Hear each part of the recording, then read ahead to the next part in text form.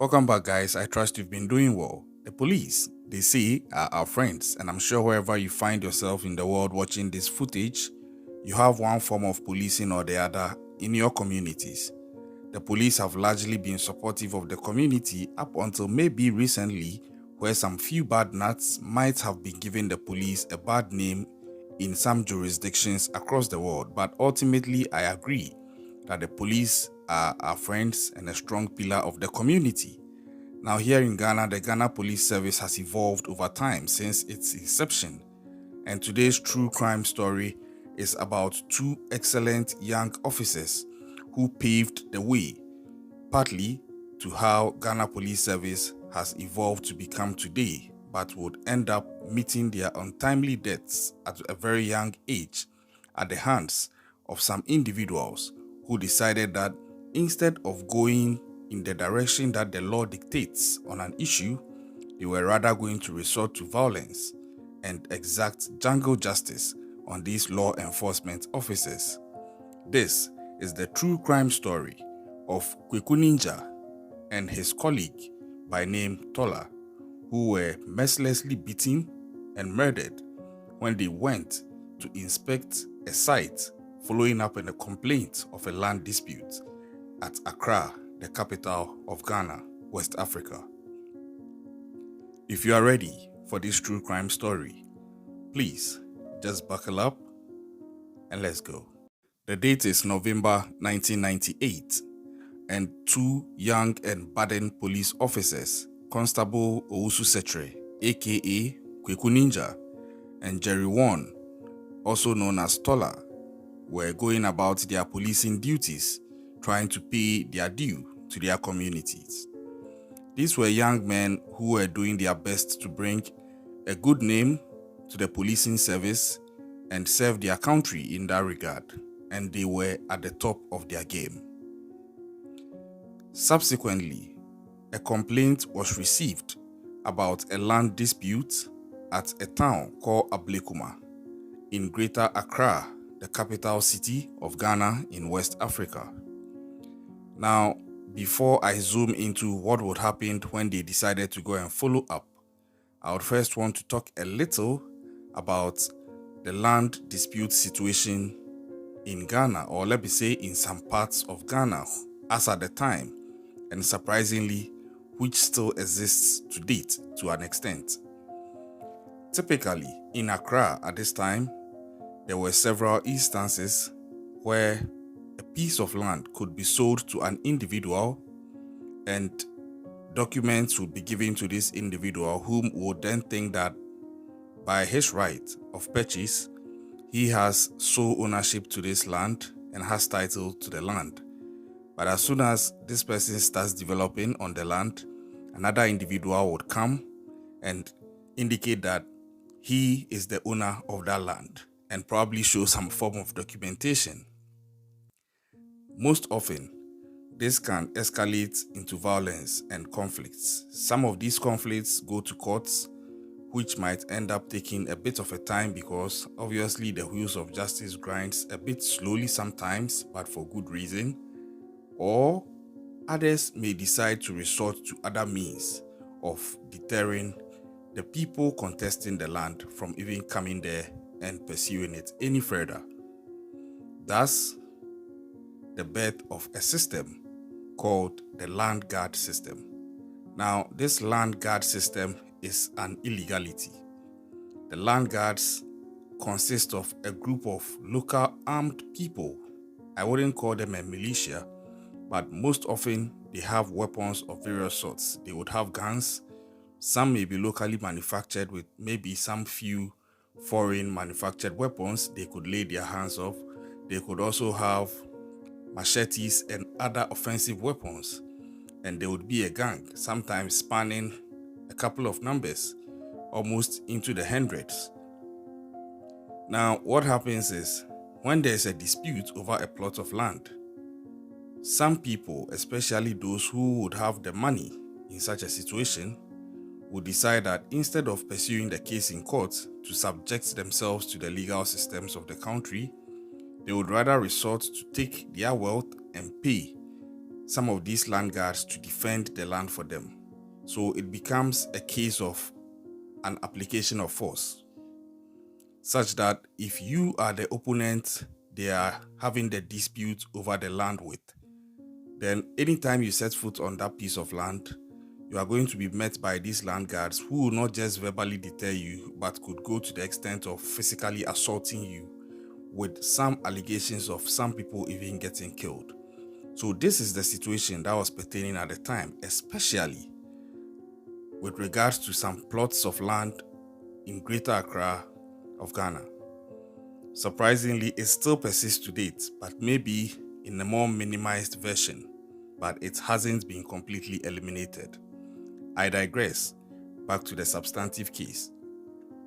So this was one of such reports that was received by these two budding young police officers, and they followed up to go and investigate to see what the issue was about.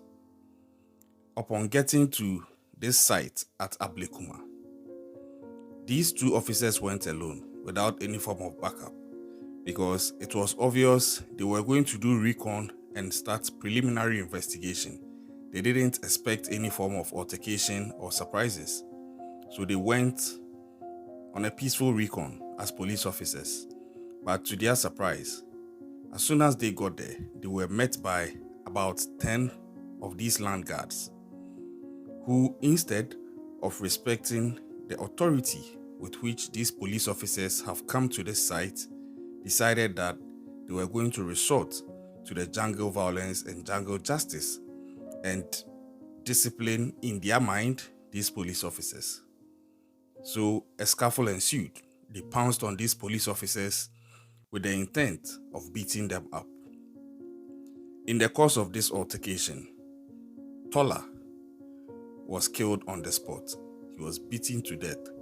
But then, Constable Owusu Setre, who was also known as Kwaku Ninja, was very good in martial arts, thus the nickname Ninja.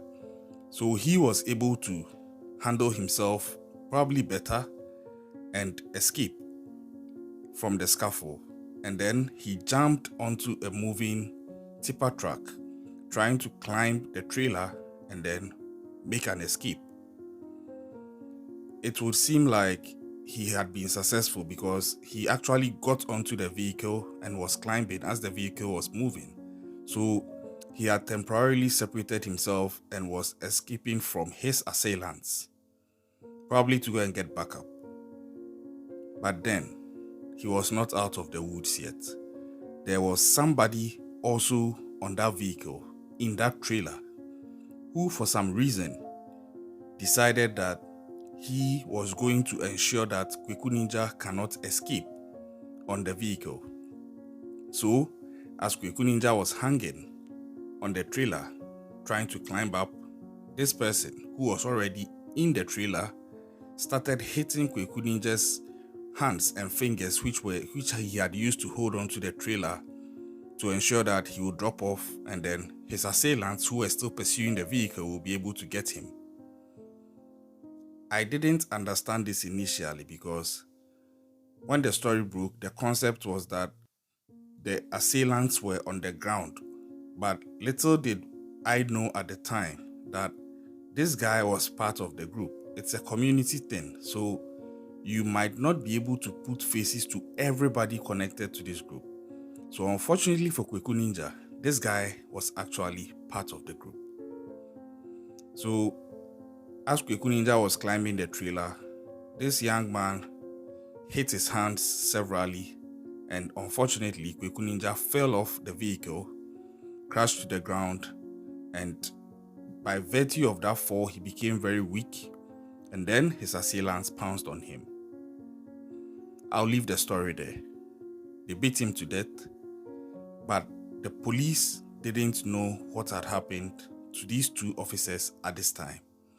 So, over a period, they were declared missing, and a search was mounted to find out where they were. Investigations were now launched into the whereabouts of these two officers, because obviously there are protocols with regards to how they discharge their service. and at a point it was realized that they hadn't checked in and they hadn't come back physically as well. So per the protocols, a search was triggered. The investigations led the police service to that site because they booked the investigation before they came there on that date. Now, upon getting to the site, the police were doing investigations, going about it, knocking on doors, asking people, and this was a tedious one because they couldn't even find these officers. The investigation would end up traveling for a total of 12 good years. Yes, you heard me right. 12 good years. But after 12 good years of the search, the Accra Regional Police Command were able to finally get the suspects for this.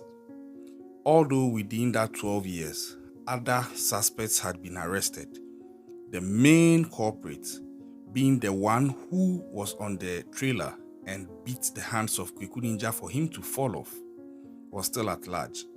The people who had beaten his other colleague, Tola, to death had been arrested, but their bodies were still not found. The bodies of the two police officers had still not been found because some of them were remaining tight-lipped. So it was obvious that this guy who was on the trailer might actually be the key suspect who would unlock all the locked aspects of the case, or all the unsolved aspects of the case, so to put it.